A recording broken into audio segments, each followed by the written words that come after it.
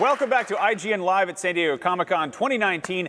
Easily one of the most anticipated new shows coming to Netflix is The Witcher, a live-action adaptation of the best-selling fantasy series by Andrzej Sapkowski, which also inspired a couple little video games you might have heard of.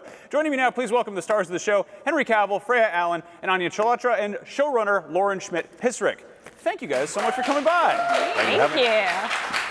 So we just got our first look at the trailer. It looks incredible. It looks like The Witcher.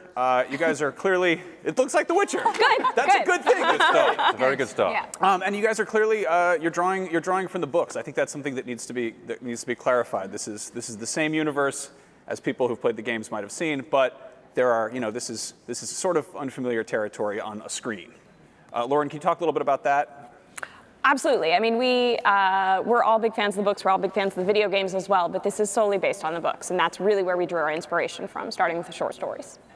And we know fantasy, especially with Game of Thrones now has become mainstream, but so people are finding it more accessible. But is there like a shorthand way that you use to communicate fantasy elements to an audience that may have never watched fantasy before?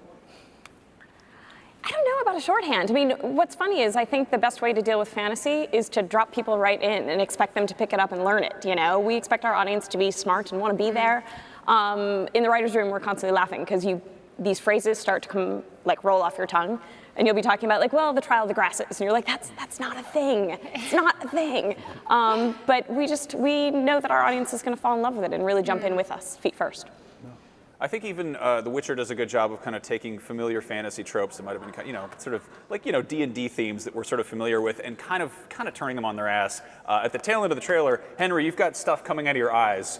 Was that the results of taking a decoction, perchance? Absolutely, yes. Which decoction? That is, I'm not going to reveal anything yet about that because there's too many parallels drawn with other products as well, which we are not drawing parallels to for this. It's just the use of magic. We see some really cool people using magical powers in the trailers. Jennifer, you're going through some kind of transformation, Anya going through a transformation, your character. And then we see Henry, looks like you're getting ready to use a sign there as you're in combat. Can you talk about how magic is portrayed in this series? This world is full of magic, and it was amazing to get the chance to not only go on this huge arc as a character and as an actor and have that challenge, but to also, on set be really excited and with all the magical elements and have to have fun doing those as well. The thing with magic as well, it's one of those things which we're using as a force which is drawn from. You draw from chaos, and that is explained in Yennefer's storyline especially.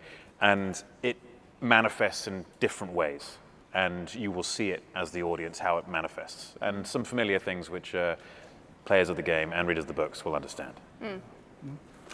How do you make these characters your own when there's so much sort of lore to pull from, and there's always going to be that guy in the comments who's like, things are different. No, we don't have any of this. He's watching this now. We have none of those. And he's typing. I mean, there's always going to be someone or someones who will have a different idea. That's the beauty of adapting a book, especially when adapting books. Everyone has their own mental imagery of what a character looks like, or how they behave, or what they sound like. And it's about just going all in and making it what you think it is. And it's not necessarily conforming to what every single person says on the internet, because then you'll lose. Because everyone says something different, and it's different for everyone. You just provide what your insight to the character is and who you believe they are, and you go from there. Freya, I'm curious to know, your character in the trailer, Ciri, looks like to be a child of destiny. There's some prophecies being told to you, go find Geralt of Rivia. You look like you're in somewhere with a magical tree. Can you talk about, like your character's arc and what's going on with Ciri when we see her in season 1? Yes, so she starts off and she's had an incredibly sheltered upbringing, and so she's very naive to what the real world is, and she's used to always having people around her to protect her, and then suddenly she's thrown into this brutal world and environment, and she has to learn how to survive and to adapt and empathize with people. So one thing I'm very excited about is the monsters. We got a couple glimpses of them in the trailer. Obviously, I know the humans are the real monsters, and that's something you guys are probably going to explore. How do you find the balance between sort of the big overarching political themes of the humans and the elves and all that, but also the kind of monster of the week duties of a Witcher who is, let's be real, kind of a magical animal control specialist? I mean, you just basically the themes of the show are and the books, they're very based in real world themes and how people feel about all these things, whether it be racism, social injustice, whether it be politics. And that's something which everyone can follow. And as soon as you throw a monster in there, it's okay as well, and pretty darn cool. So we've actually got kind of free reign to throw monsters in whenever we want. And it's like, well, yeah, it's The Witcher, because the whole world is based around the conjunction of the spheres and monsters existing. And yes, sometimes humans are the real monsters. But other times, they're not. Other times, it's monsters that are the real monsters.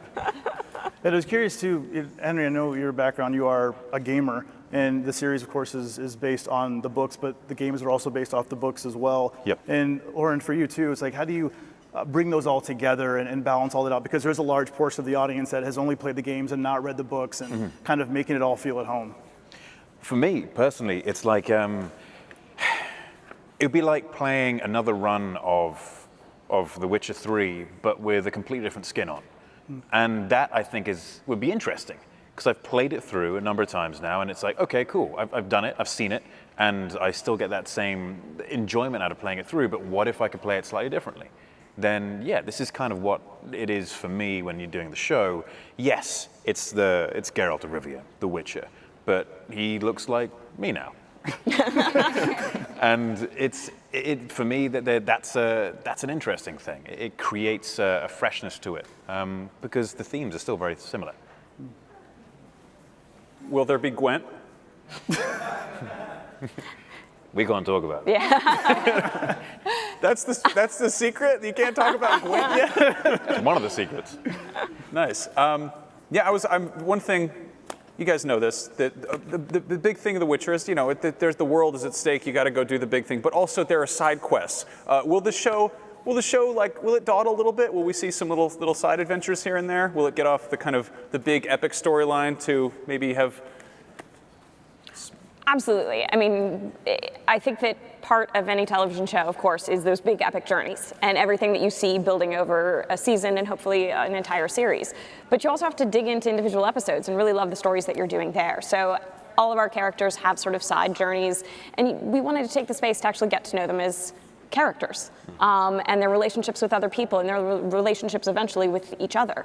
That's just as important to us as some epic quest or killing monsters or anything like that. So we definitely left space for it. And Lauren, where do you come from? The books are huge. You have a lot going on. You have like this collection of 5 books that tells this big arc, and then you have the short stories like The Last Wish, a collection of short stories. What do you look for first? Do you start at the very beginning? Like chronologically, or how does that work as a showrunner? One of the first things that we did was basically tackle that question: is do we want to do the short stories or do we want to do the saga? I mean, hopefully we have the space and time to do it all. For me, you can't skip the short stories. It's absolutely where the world building takes place and the foundation of this world is built. But also, Freya sitting here, Ciri is part of our series. So we also were talking about how to make sure that we bring her in early enough and have Ciri have a story of her own as well. So I think audiences are going to be pretty surprised with how we managed to wrap it all into one season of television. Great. Well, I'm dying to find out more. Season 1 of The Witcher hits Netflix later this year, but right now we need to consume some decoctions and meditate as we prepare for battle with the rest of Comic-Con. IGN Live will be right back after this.